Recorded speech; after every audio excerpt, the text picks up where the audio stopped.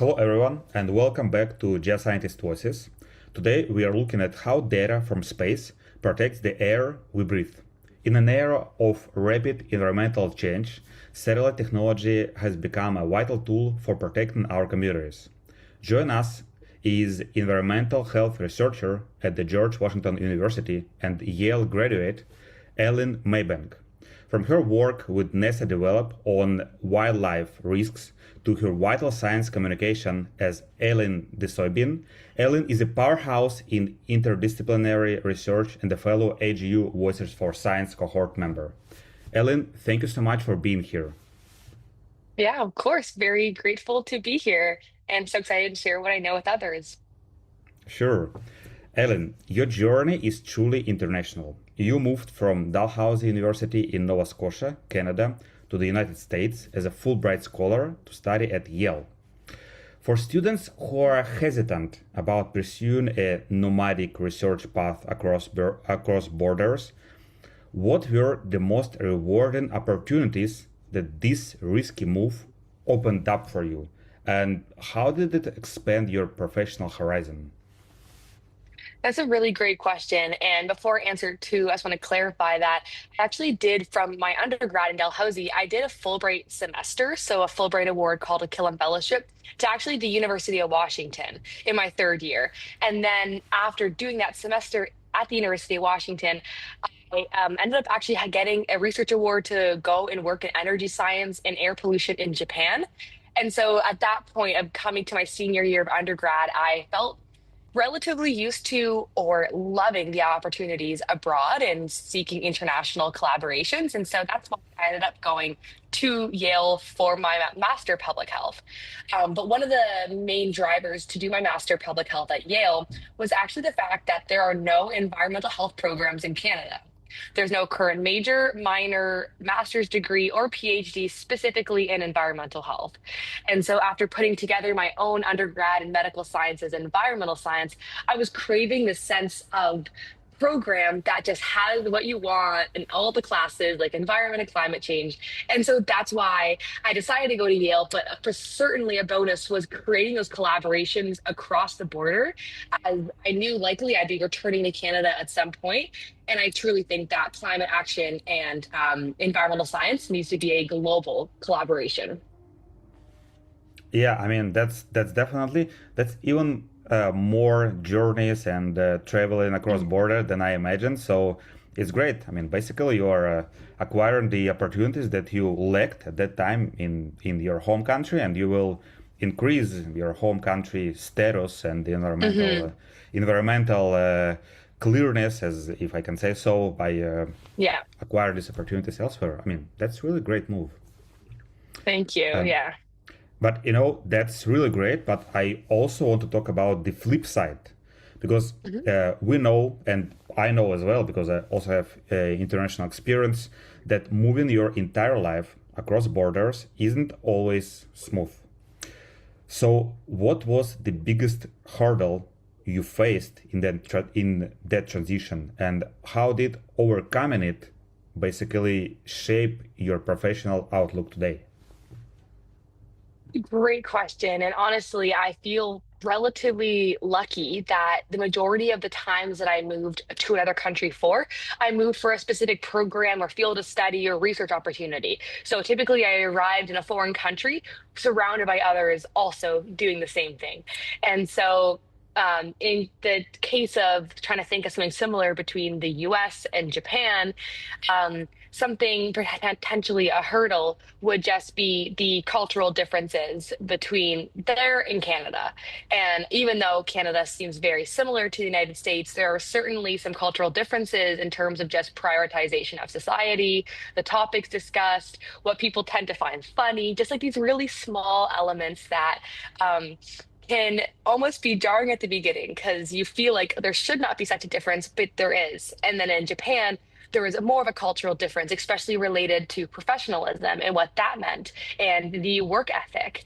And so I think what's most important is to really understand that as you are a new visitor to the country, like that's the status that you hold. And so to spend time getting to know people from that area and partake in culture or partake in events is so important because then you can start to build friendships with people from those areas, which I still have friends to this day from my time in Japan or from my time in Seattle or of course Yale too. That was only a year ago. So I kind of overcame that hurdle by just not bringing biases in with me and instead just looking to connect human to human. It's great, and I while you were talking about it, and it was really inspirational. I just thought, like following up on that question, Mhm. in our global world, students like travel from country to country, from Asia to Europe to Americas, etc. So, can you give like one advice on how to adapt faster to a new environment and how to make friends? Because I mean, you're so active, you're extrovert, etc. I think Mhm. that you do it probably based on your intuition, but like for an introvert person, what like steps or step they should take in order to really connect and like make friends as you did, which is like awesome and great. Yeah, great question. And I think it also relates to that professional development part too, you also mentioned earlier. I developed this once I did my semester abroad. I developed this mentality, which I've stuck with today, which is the worst thing you can do is nothing. So if you're in a new country and you're feeling slightly lonely, the worst thing you can do is stay in your room and do nothing. If it means going to one single event run by your school, or reaching out to one single classmate, or following up after office hours with one single professor, whatever the case is, as long as you're trying to do something, things will work out because you'll meet one person and then maybe that one person has other friends, or you go to one event and they tell you about another event, things will start to snowball. And so I think when you're in an area of discomfort or you want change or you're seeking this personal connection with people, just know that literally all it takes is one single effort and just keep giving it that one little push at a time. And I do feel for people that feel more introverted than extroverts, but introverts and extroverts exist in every country. So just because you're introverted doesn't mean you need to become an extrovert to make friends. You just need to connect with people that share the similar energy balances that you do. Wow, that's a great advice, and I think I personally will take that to heart. Yeah. And so we talked about your big changes in terms of Mhm. places you travel to, but also there is a big change in terms of the areas that you studied, because you Mhm. graduated with honors in medical sciences before moving into environmental public health, and most geoscientists come from a pure physics or geology background. So how does having that human health lens basically change the way you look at a satellite map or a set of geophysics data compared to a traditional geologist? Absolutely love this question, and I will try to keep it brief, but I'll start off with explaining how I or why I combined medical sciences and environmental science. And that was actually, I've always loved science in the idea of supporting communities or people. And I just think intrinsically health is really interesting, and people's health and the way that it varies throughout their life and the impact it has on their life. And so I was so certain I was pre-med, going to go straight to medical school. However, in Canada, in the US, the way medical school works is you study for a really big exam called the MCAT, and you take that exam, and that determines whether the score helps you determine whether or not you're going to get into med school. And as I was studying for that exam for 3 months, I was studying in British Columbia, where there are wildfires all the time, especially during the summer. Then we experience an unprecedented heat dome of about 117 degrees Fahrenheit, around 48 degrees Celsius for 5 days. And so while I was studying physiology and neuroscience and memorizing all of these just items, I was also reading news reports about 10 people die at the top of an apartment building because heat rises and they couldn't leave, or wildfire burns through entire town, or emergency evacuations in this town and that rural town, public buses not running, whatever the case. And so it sort of put into perspective that if I go into medicine right now, I would be working likely in a reactive sense. These people, if they were to escape the wildfire, they'd be then coming to my clinic seeking, maybe their kids have asthma now and they're looking for asthma inhalers. But if I can work on the public health lens and understand the environmental contaminants or exposures, then we can prevent that from happening in the future. And so after that summer, I incorporated an environmental science minor to my degree, and then went and pursued a master in public health and environmental health and climate change, focusing on how large scale events like wildfires or extreme heat affect communities and thus health. And why health? I think, although yes, I would say I'm a geospatial science researcher. I love the geospatial side and the Earth side. I find that policymakers and communities don't always connect with environments, especially not when the environment is located in their community. However, nearly everyone cares about money and health. And so I found either an economic outlook or a public health outlook is how to communicate environmental challenges to individuals. Wow, that's a great answer, and especially I love the how you talked about preventing instead of curing the consequences. It's really great, Hmm. and I think that you partially maybe answered my second question, but I will ask that anyways because maybe you would be Yeah. able to add something to it. I ask every guest this, but given your unique mix of fields, I'm curious about the spark. You told about it now, but anyways, maybe you would clarify it and even narrow it down even more. So, was there a specific moment, perhaps during your research in Canada or an early internship or during the fires that you just told me about, where the connection between Earth data and human health clicked for you, and you knew this intersection is where I need to be? Yeah, I would. So that one story was what really drew me to connect environment and health. But an example into more concrete geospatial sciences or earth science was actually my term doing NASA Develop. NASA Develop is a skill enhancement program for 10 weeks where a group of four students or researchers work with the community and NASA help to solve a community issue, like a real world issue. And prior to this, all my internships were in environment and health. There was always a health component, always a public health outcome. However, with this NASA project, the outcome was truly just how can we best predict or understand the risk of wildfire development? And in this case, it was Vermont. And so we used satellite data sets which covered relative humidity and wind speed and these incredible environmental variables all captured by, which was Landsat and now Aqua and Terra satellites, which we used. And I understood how incredible the technology satellite data can have. And that actually sparked my interest in how I can reconnect these fantastic geospatial or earth science methodology for health. And so I don't know if you know about Tempo, but Tempo is a new NASA satellite that looks at emissions. And so you can get daily nitrogen dioxide levels, and nitrogen dioxide is actually a health particle or a health gas monitored by the US government because of its health risks. And so before I thought of health as communities and what's happening locally there, but with the advancement of satellites and being able to use satellite data across entire regions and for that data to be public, that now has sort of advanced the methods that I can bring to public health, sort of bolstering the data that I use for areas larger than just a smaller community that has a monitor, but an entire like state or province or even country. So that was another spark that I think is really important.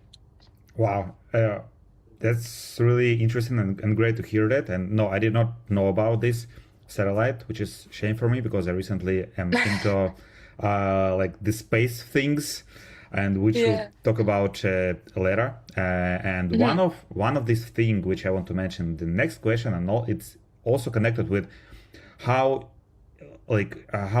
how appealing are your um, speeches which you are doing right now, even about Mhm. science. It really appeals to me, and I understand everything you're talking about, even though I'm definitely not a specialist in environmental sciences. So I want to Mhm. talk with you more about your science communication work. You build Mhm. a significant following on TikTok and Instagram, and I am one of those people who are there following you. Thank And you. yeah, I've been just like watching a couple of videos on Instagram about NASA and about picture of the day or something like that. So Yeah. I recommend all of our listeners definitely to subscribe to Ellen's channel, which will be in the description below Thank this you. video. Yeah, sure. So the question is, what is the biggest challenge in taking a 30-page NASA developed, let's say, report and turning it into a 30-second video, which is not that like highly scientific, but appealing to a broader audience? Great question. And the honest truth is, I haven't yet tried to translate our wildfire study results from NASA into a video directly. And that's something I plan on doing in the future.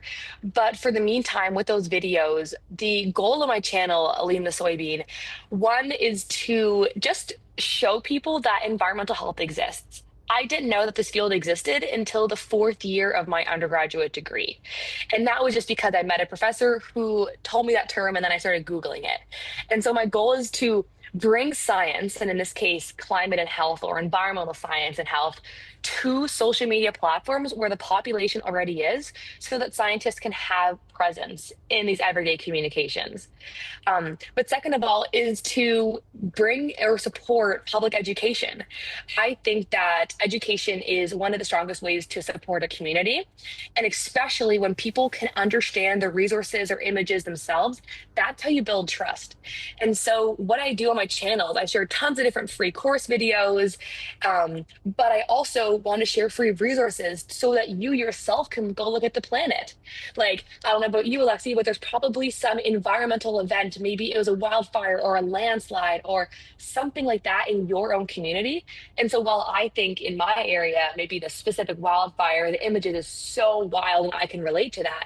Maybe for you, there's a different image that you can relate to more, and then you'll be zooming in on this NASA website, sort of entranced by how cool it is that we can capture that type of event. And so that's the type of images that I show my followers or just people, is how amazing we can capture how amazing science is that we can capture these events through NASA satellites, which then does play into policy and advocacy as well, because then if I were to say, hey, satellite funding is getting cut, that satellite that I show you how to get pictures on is getting taken down, for example, like I would hope that the public understands the implications of it because they use the resource themselves. Wow, that's a great way to communicate science, and I mean all these things that you are doing, they are so appealing and so interesting.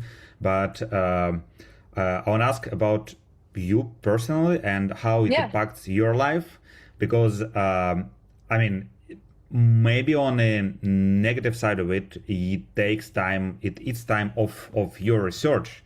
So how do you find time to do this important but time consuming science communication work and at the same time excel in your research? I mean, that's the life hack which I would take to heart, because I also have this like dilemma and other science communicators as well. So I'm really looking forward to your answer and really interested in it.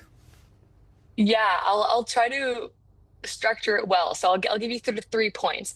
The first one is I am extremely lucky that I do have a workplace that is extremely supportive. That being said, I don't typically use my work time to make science communication content. I want to make sure at work I show up and I'm present, and I'm not getting paid by my work to be a science communicator. So if you are looking for a job and you want support in growing your channel, maybe there are certain workplaces that would fully like financially support you.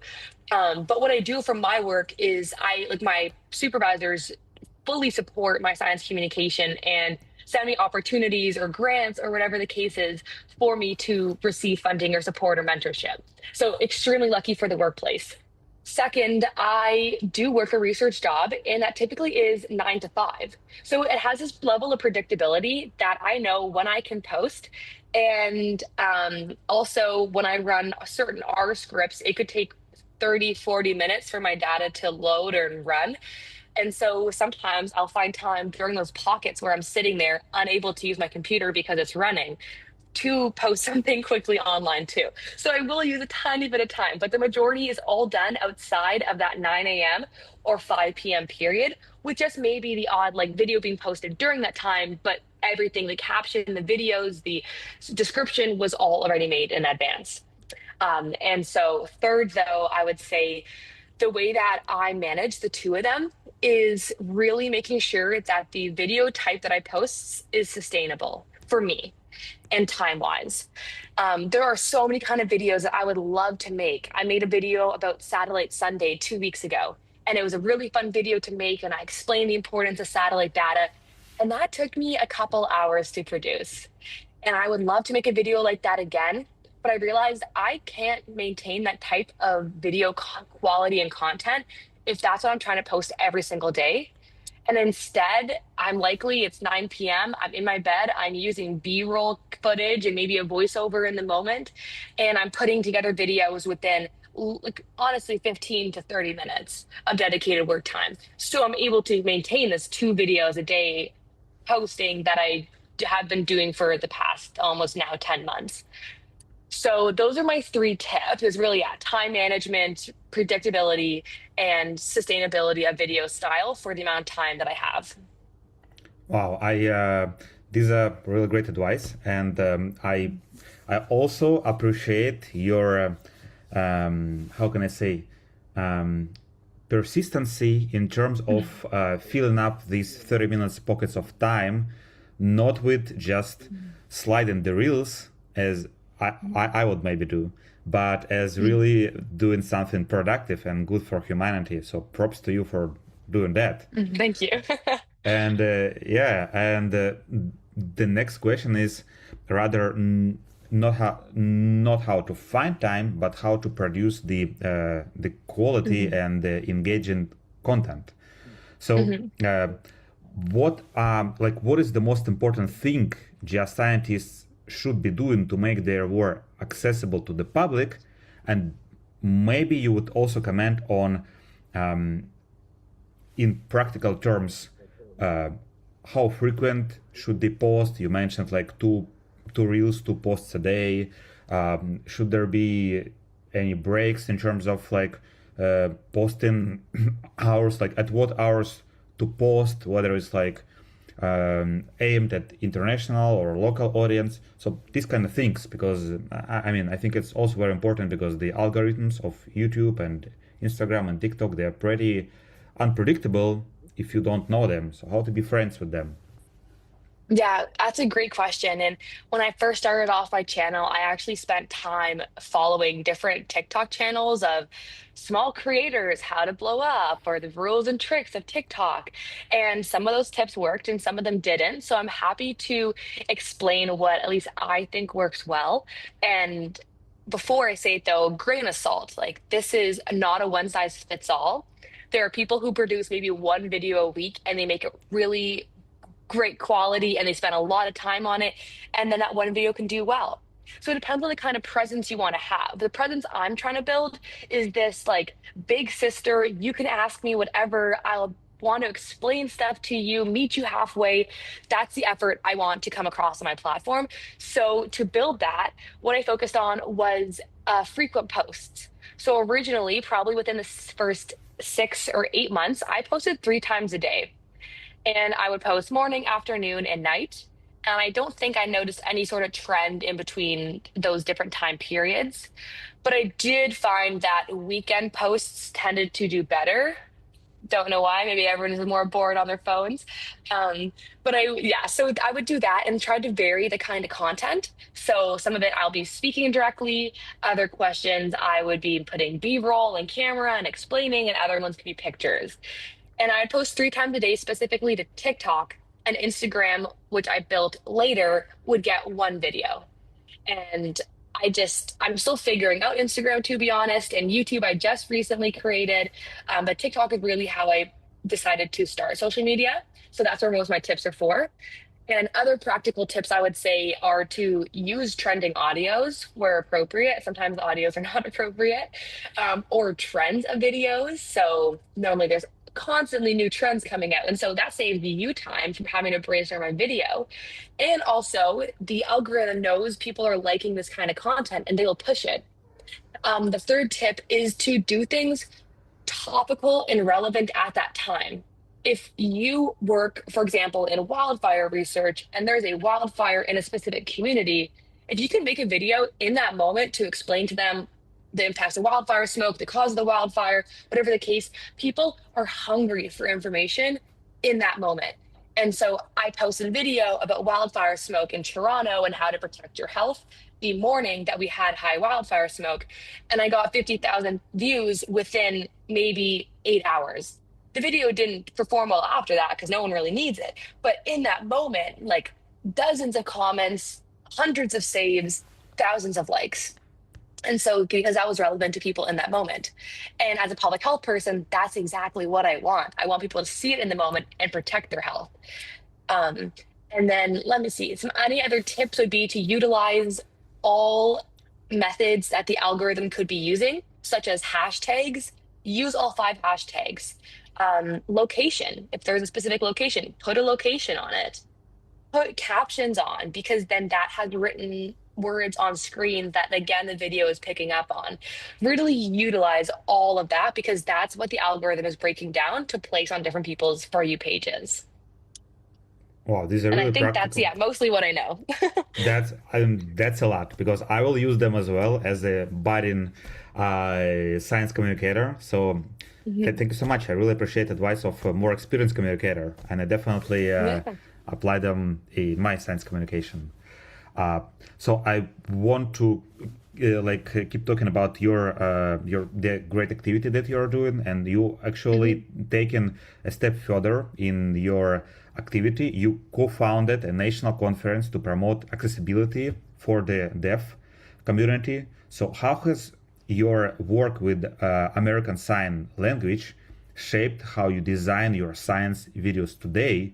And what is one simple way we can make the geosciences more inclusive for everyone? Mm. It's a fantastic question. And that national conference, which is called National Conference for Deaf Awareness in Canada, I founded in the third year of my undergrad in partnership with another university called Queen's University's American Sign Language Society.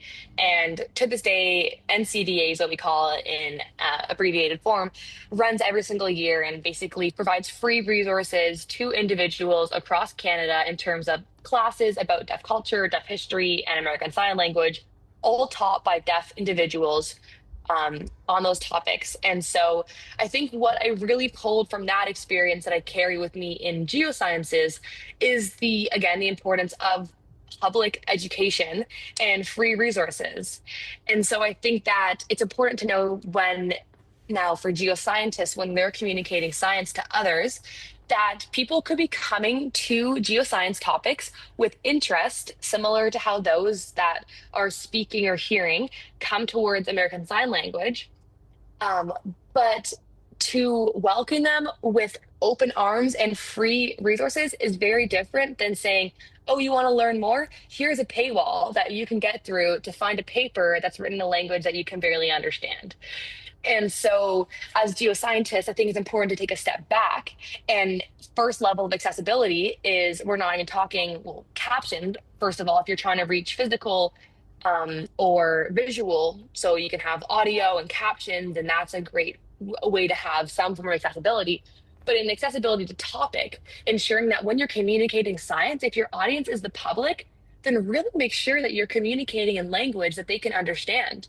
Because if you put together a whole video and you spend hours of your time and it's just jargon, the only people watching that video are likely those that already can understand it, who are probably not the audience you're trying to reach. Because they probably all have PhDs if they can speak the same language that you're speaking. And so put yourself in the shoes of your cousin or grandparent or parent. Would they understand the one sentence that you give them about your job? If the answer is no, you need to refine it. And so I always recommend working on a grade 8 level of English. That's something that we do commonly. And so there's actually guides to help you estimate what language or what level of English you're speaking on to help reach that general public. Hopefully does that answer the question about accessibility? Yeah. I mean, that's something I'm looking for in all the papers. Not all the Mhm. journals provide that, but there is a section called Plain English Yes. section, which is I am looking for all the time because otherwise Hmm. it just I'm having a hard time if that's not about geophysics or seismicity that I do. I am having a hard time to reach the end of the abstract, which is not plain English, because I just Yeah. so much jargon. I cannot go through this forest of words that just like jumping on me and just try to stop me from reading further. So it's like something really crazy.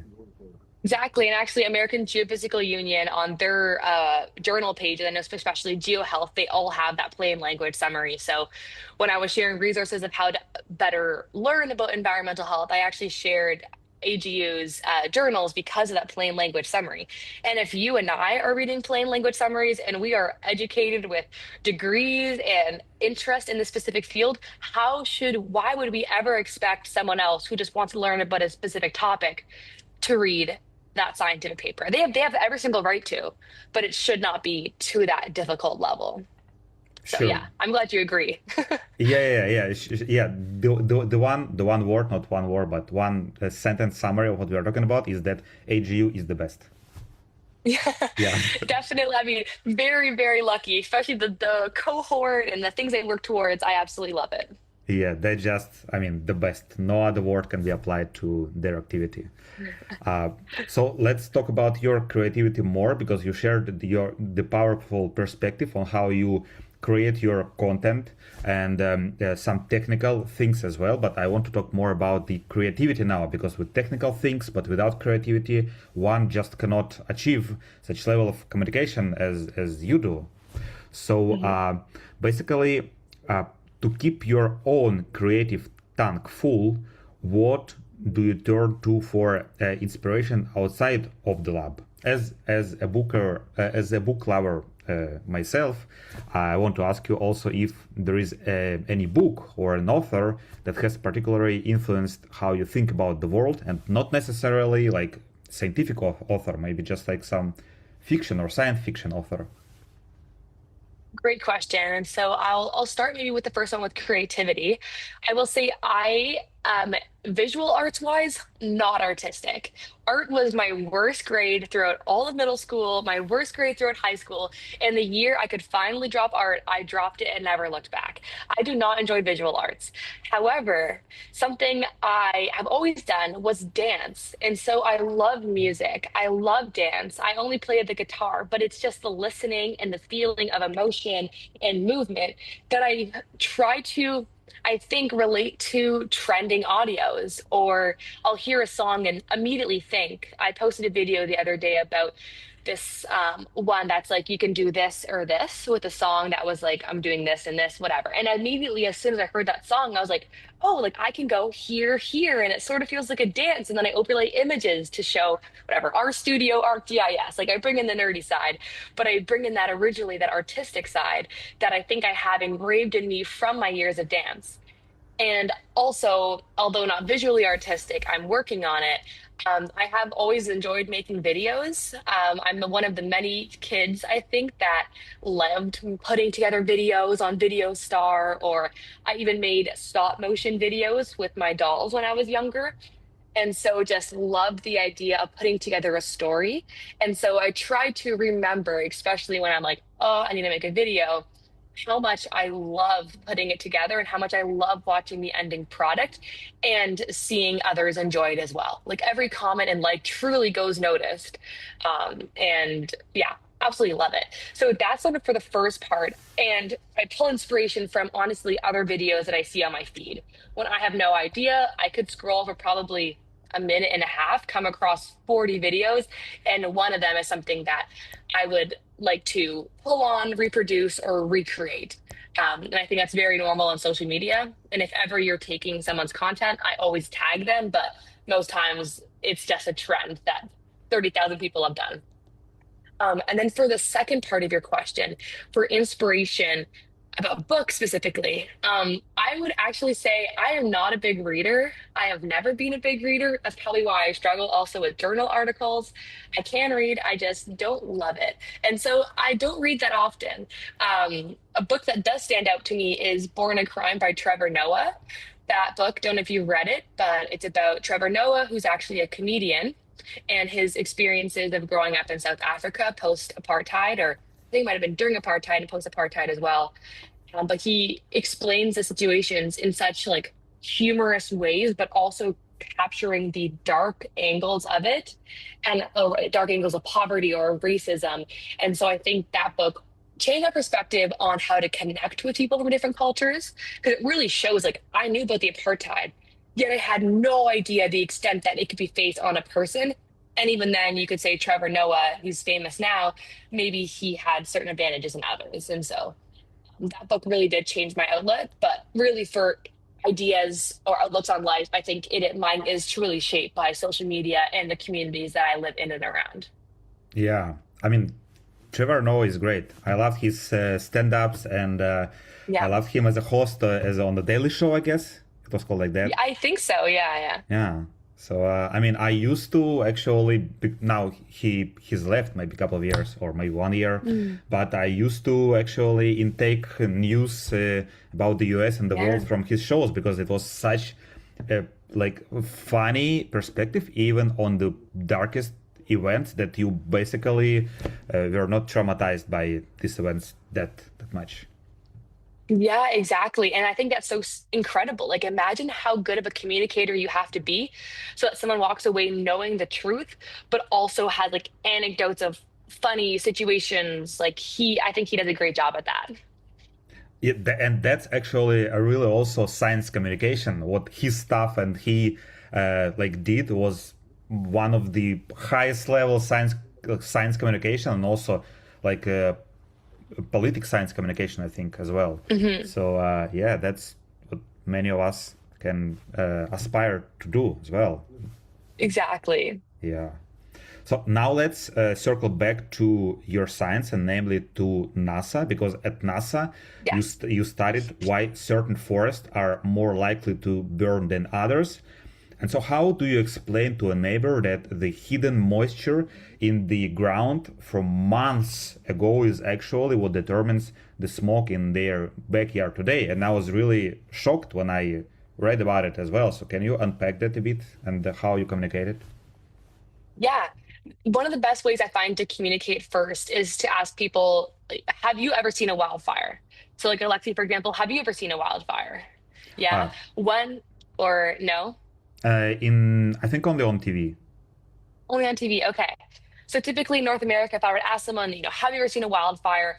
The majority of them will say yes, maybe only on TV, not in person, or others would say in person. And then the next question I ask is, when do you feel like you see or hear about wildfires the most? And I get a lot of answers about the summertime and that the wildfires happen in the summer because it's hot. And that is for many places very true. However, in Vermont, the number of wildfires was actually increased in the spring, in this time period of April and May, not June, July, and August. Because in June and July and August, they were facing extreme flooding. And in April and May, they were having all these really small wildfires. And so what we did was collect NASA imagery, but environmental conditions from that imagery. So again, Landsat 5, 6, 7, 8, and then turned into Aquaterra. And we were capturing relative humidity, wind speed, precipitation, those different elements that might relate to wildfire risk. And we found that wildfires were increasing in the spring because as soon as all the snow was melting, all of that stuff on the ground, sticks and leaves and things that fell down during the fall, were now open to just the elements. They were open to the sky above them and the sun. They had no snow on top of them, and they were missing that rain that might typically come in the spring. And so they were starting in through both natural and anthropogenic or human ways, little fires with all of this tinder just sitting on the forest floor. And so the way that I communicate that is sort of what I just did then, which is getting people to relate to the topic first, gauging interest. Maybe they're like, oh, I know Vermont, or I live there, or I know wildfires, or wildfires are only in the summer. And then bringing in a fact like wildfires actually happen in the spring here.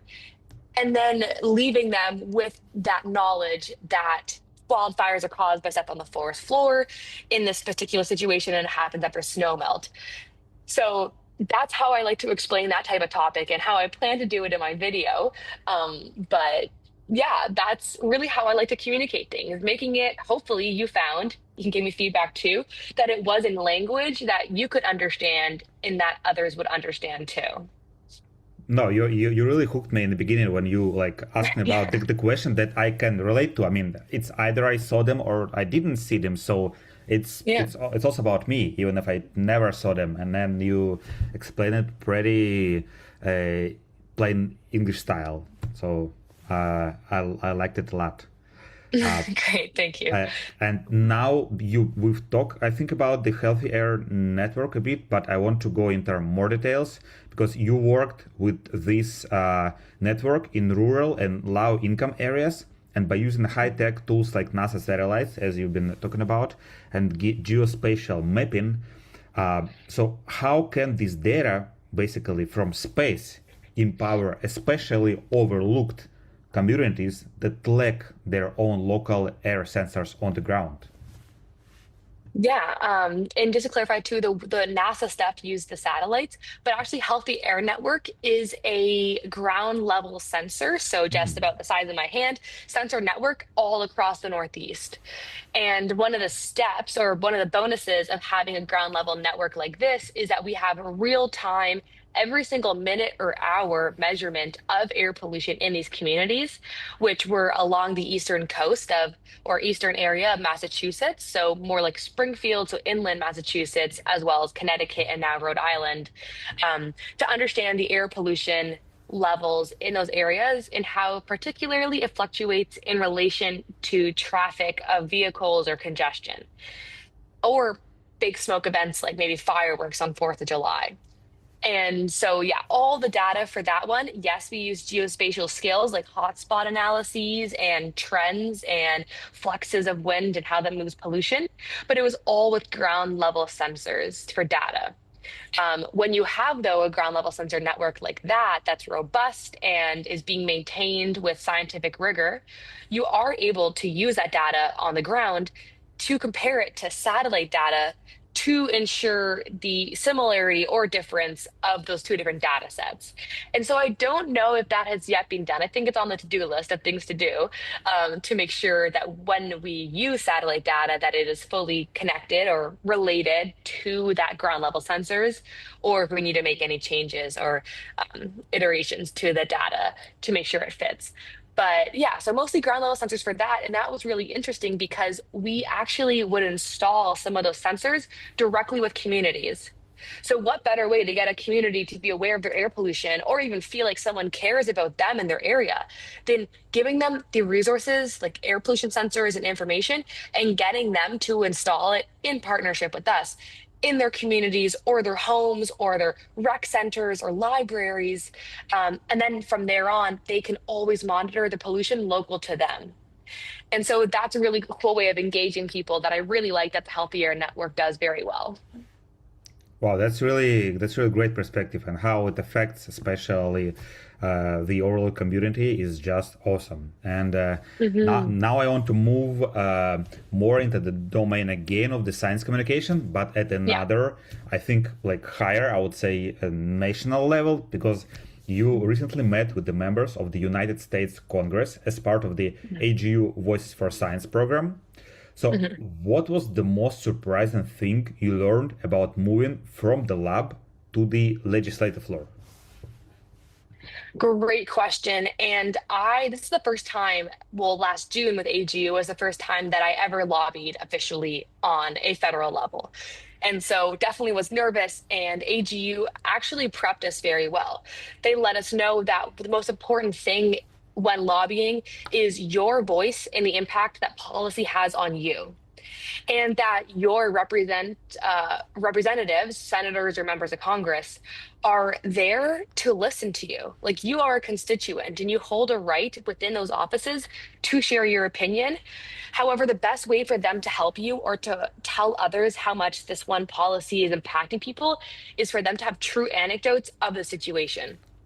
And so, in the time that I did it in June on Congress, or when I lobbied at Congress in October or late September, the most important thing was bringing up the policy that we cared about, which in my case, we were lobbying for science funding as NASA, NSF, NOAA, among other federal agencies, were getting budgets slashed and in some cases even made to be absolutely zero.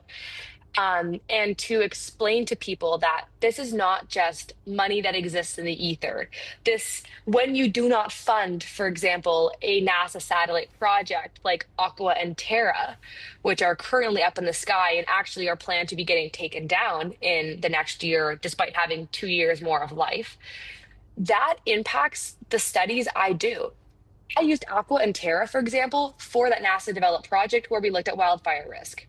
If NASA and Terra were not in the sky, we could not do that project. Or if you take down those satellites 2 years in advance, that's 2 less years that we have for data to study long-term trends in wildfire smoke. In other friends, I had cases who use other satellites that monitor algae blooms, and that's really immediate health effects because depending on the algae bloom level or severity, you tell people you cannot go in the water or your dog cannot go in the water, and you prevent people from developing illnesses from going in. But without that information, you can't prevent it. And so bringing those personal stories in plain language to representatives, that's what they were writing down in the moment, so that if they have the chance to take the floor or talk to another person, they can say directly what the heck this means. Because on the side of the policymakers, they have dozens to hundreds, potentially thousands of policies constantly passing by them. They have to sign this, do that, reject this. That's so confusing. So if they have a scientist coming to them being like, hey, this is really important, then they can note that. Wow. I really hope that your efforts and efforts of your fellow members of cohort of the AGU Voices for Science will work. But do Mhm. you think that, well, the interesting thing for me is that like they did not know what you've been telling them and they like learned about it just from you, or they just needed confirmation from the AGU community so they can go ahead and vote on the floor for these measures. So was it like the first time they hear about it? Yeah, in some cases, it was the first time. There's some policies, like maybe the science funding one for NASA, that they're very aware of because of public outcry. Like as soon as you say that, it's like news articles and this and that. But in terms of other policies, there was one, I can't remember the exact number for the policy, but it was related to putting into policy, which already exists, but it was going to go up for, it was sort of getting taken out because it was just finished its time. The ability for states to ask for federal funding during extreme events like flooding or wildfires. And the administration kind of, I think, wanted that policy to spend its time and then evaporate from policy without being caught by others. But as someone who works in emergency preparedness, that's really scary because if it's not in policy, you're not entitled to it. And so when we brought that policy to offices, they hadn't heard of it. They were like, what's the number? And then wrote down the number. Like they really do care, but there's so many policies to pay attention to. It's overwhelming. And so we would bring the policy to their attention, tell them why it matters, tell them the exact number, let them know that maybe there's currently signatures allowed onto it for support, or maybe that time period has passed. But basically helping them do their jobs with things that are important to us. Yeah, I think that's really important. And what AGU is doing, basically, you are telling me that even if it weren't for you and the other AGU like initiatives, the legislators wouldn't know about these problems, and they wouldn't like at least try to change something. And the situation would be just at really bleak level, right? Exactly. And then depending on where you work, you might not have the freedom to protest. Certain federal employees do not have the freedom to protest that. And so when NASA was having layoffs, most NASA employees did not have the right to like bring awareness to that issue. And so they really rely on people like us, researchers and scientists at universities that have academic freedom to be able to stand up for science and stand up for community health and emergency preparedness and work to make sure that the policies are protecting the communities for the better. Sure, and I just got so excited by your speech now that I've been noticing that there is a declining trend in terms of students who enroll in the geosciences major, specialties to study there, and basically I am just thinking if this trend is not corrected by us as general science communicators who say that it's important to be geoscientist or by other people. So in 5 years or in 10 years, we'll be just drained of the geoscientists' brain power and the decisions that would be done regarding geospatial, Hmm. satellite things, etc. They will be done by politicians who do not have most of them geoscientist degree, and what level of geosciences and our the level of of our Earth, the situation, it will be just terrible. Just yeah. Yeah, and especially if you defund internships and take away opportunity, like NASA Develop is actually stopping at it is not continuing. I think this is the first term it hasn't. Supposedly it open in the future, but NASA engagement and education got $0 in terms of funding. And so you can only imagine the downstream repercussions it has, especially with the fact that I said, what is the most pivotal moment or spark being my NASA Develop term? That means you just took away the spark from so many other students. But on the flip side of that, as science communicators and as really it's this idea of influencing people, as bad as that sounds to say, you are on social media platforms, and with every video you post, you're adding to someone's idea of or an image of that field or domain. And I would say, I would estimate maybe 20 to 30 people who have messaged me telling me that they are now pursuing a master of public health or a major in public health, specifically in environmental health. And that influence is something that I could not get just through day to day life without social media. I could not reach these people. I've done over 6 different coffee chats with students all across the world, talking to them about environmental health, telling them that like jobs exist. It's hard, but jobs do exist and what that looks like. And I think that it's really important that where that community of support is being cut down by certain levels, that we fill in that gap to protect the future generations of environmental health scientists, geoscientists, earth scientists, etc. Yeah, I totally agree with you. And I want to talk with you a bit more about space sciences. But before that, I listened to one of your interviews, and you've shared that your goal is to become a physician researcher. I think it was in 2024. So Yeah. combining my medical practice with public health. So how Mhm. will your ability to map environmental data from space change the way you actually treat your patients in the clinic? That's a great question. And I'm actually currently going through the application cycle. So we will see how all the applications and interviews work out. But my proposal is to do environmental epidemiology work utilizing satellite data for environmental conditions like wildfire, smoke tracking, um, extreme heat, extreme floods, things like that, that I've been saying for a while now in this interview, and the impact it has on, again, human health, but in medical terms, like hospitalizations, diagnoses of certain diseases, temporary slash acute or long term, like thinking asthma. And that has big impacts on emergency departments, on the number of physicians necessary in certain areas. And so I argue in my proposal that it is essential to understand the influences of environment on health so that we can prepare for um, healthcare shortages or increases in hospitalization visits under a changing climate. Specifically, for example, if we know or can predict a wildfire is going to occur or how it's going to move or the impact or smoke it might have, we can prepare in advance and let the emergency room visit know you're likely going to have a lot of people coming to you with acute asthma like symptoms. And so, is there ways then to create locum spots, which is traveling physicians to go to the hospital that are respirologists to assist with that demand in advance? So, again, working proactively instead of reactively. So, that's, yeah, tying in the satellite data with the human health, with the community, with prevention, sort of building a more holistic outlook of health while staying founded in science. Wow, that's a great approach, and I really wish you luck in getting the position, Yeah. the perfect position for you that you really like, because it would be great not only for you but for your patients and also for climate, because you are so passionate about it. But I cannot restrain myself, and I just want to ask you one question, sort of off top, regarding the climate change that you mentioned, because I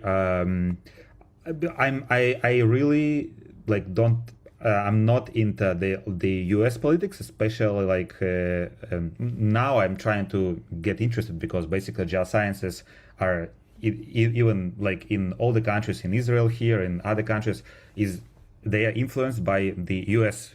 policies in many ways.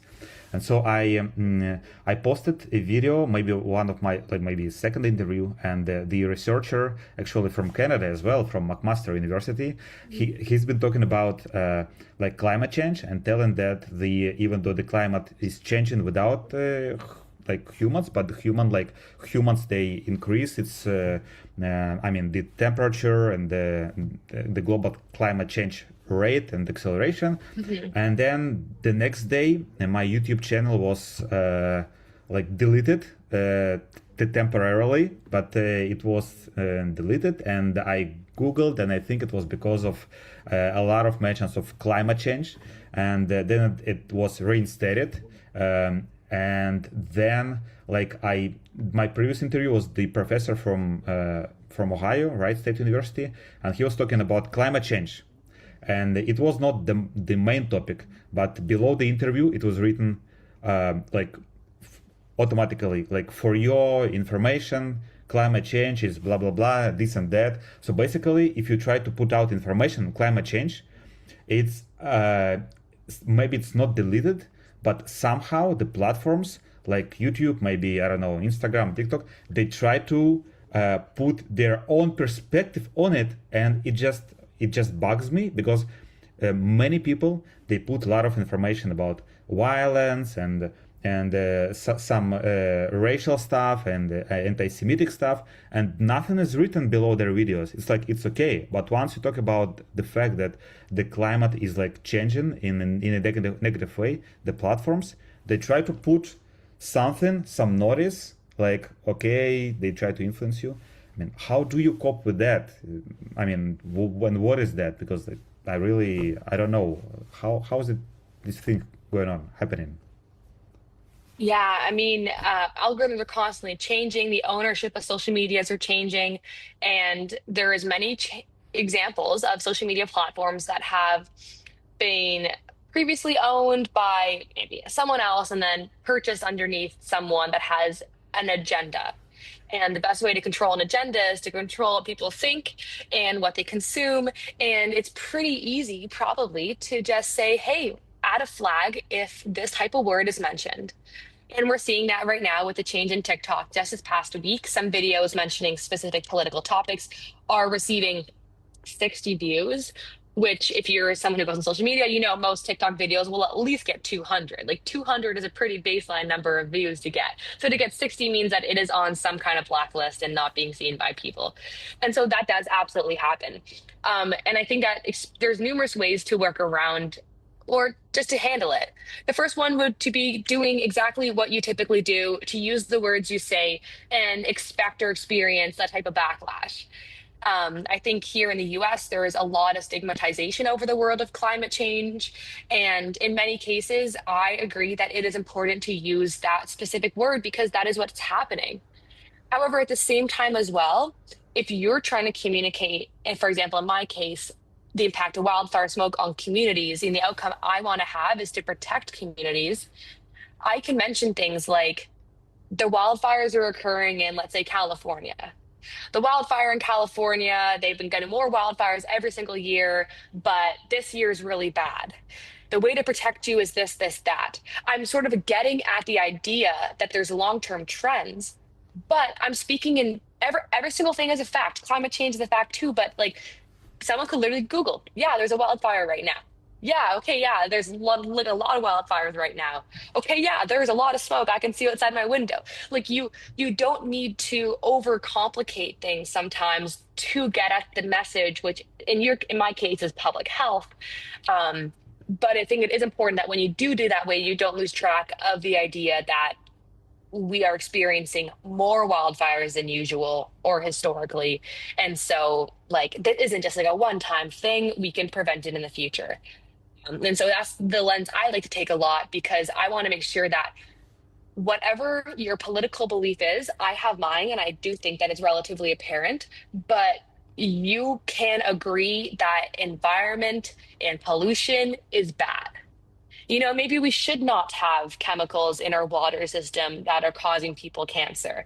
And I would hope that people can see past politics or that does not belong in politics to protect your health, your neighbor's health, and just anyone else in your entire country or world's health together. But yeah. Well, thank you for this really important comment. I was want to talk about that a lot. But now Mhm. let's pivot to the question that I wanted to ask before, and that's about space. And we talked about like dire situation in some NASA departments with the from the Mhm. financial point of view. But anyway, what at least I see from the news that we are currently in the middle of a historic moment for space exploration with the Artemis 2 mission, which marks a new era for science. And looking back at our own planet, what upcoming project, perhaps something like the Maya mission, which links space data directly to public health, or maybe something else, or maybe Artemis 2 mission itself, what excites you the most for the next decade of environmental health? I think what excites me the most about environmental health and our ability to expand, like, understanding of space and these tools that we have is the ability to conduct research more equitably. In the past, environmental health research has occurred where there was funding or science to do so, which a lot of the times was like urban centers, or maybe if a community owned the ground level sensors or had, I don't know, thousands of dollars to buy really expensive scientific material. But that left completely in the shadows rural communities, communities that were low socioeconomic who could not afford to have these sensors, and sort of cut them out of science and representation. But with the advent of satellites and now the increase in the feasibility of using satellites in terms of their temporal resolution and spatial resolution, meaning the ability of them to capture daily measurements and really, really small area worth of measurements, you can have data now for like basically anywhere in the US, pretty much anywhere in Canada, down to the specific particles you want to study, thus making it available data wise for any community. So if there's a community in a specific state that feels like they're experiencing higher air pollution because of maybe it's congestion or wildfires or industry emissions, we can use satellite publicly available data to figure that out instead of saying, hey, well, you need to figure out how to get $60,000 so we can install a monitor, so we can start measuring it. And so I think that that'll lead to much more equitable research since we have data for pretty much any community all around the US. So, very excited for that for environmental health because hopefully it'll bring light to other situations across the state and bring justice to those experiencing these types of conditions. Wow, that's a great answer, and I really hope for that, and that this advancement will really increase the environmental health across the U.S., Americas, and the entire world, hopefully. Yeah. So thank you for that. And finally, Aline, in just one single word, how would you describe the future of interdisciplinary geosciences? Hmm. Collaborations. I can expand on that if you want, or we can just leave Yeah. it there. No. Yeah. Please, Okay. please do, Okay. please do. Yeah. Okay, collaborations. I think seeing budget cuts and change in priorities in some countries related to geosciences has shown that those that have collaborations, international, just like how we started off this conversation, are the ones surviving through this time. And when you have collaborations, you can develop in-depth research questions and bring on expertise, again, from all over the world or all different fields to actually create results from a project that can help communities. And so I really hope that the future of geosciences continues the way it is now, which is prioritizing collaborations over individual so that we can create robust research that is applicable to people and is also way more flexible and adaptable to changes in either local politics or larger country scale. Wow, I'm all for it. Collaborations are great, and hopefully we'll have more national and international collaborations in the future. Uh, so, Aline, thank you so much for sharing your journey with us today. It is inspiring to see how satellite data can help us monitor the health and well-being of an entire community. And your work reminds us that whether we are studying wildfire smoke from space or helping a neighbor or helping a neighbor breathe easier, we are all part of the same grand story of discovery. And what I want to add is that, especially, I will took to heart advice that the worst thing to do is to do nothing. And I think Yeah. it can apply to friendship, to science communication, to science. And thank you for saying that. It will definitely positively affect my life and I think life of all the viewers of this interview. Yeah, absolutely. Well, thank you so much for having me on the interview. I hope that I was able to inspire or empower someone to just make one small change today or to reach out to one single person today. And so we can all make our world a better place together. You definitely did. And thank you to our viewers as well for joining us on Geoscientist Voices. And see you in the next episode.